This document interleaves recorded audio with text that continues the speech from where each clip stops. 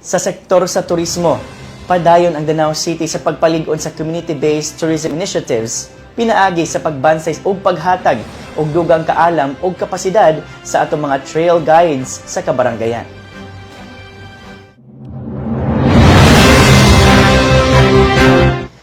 Ang atong dedicated trail guides nga nag-alagad sa nagkalain-laing barangay sa Danao City gibansay sa cultural mapping, policy implementation ug community connection.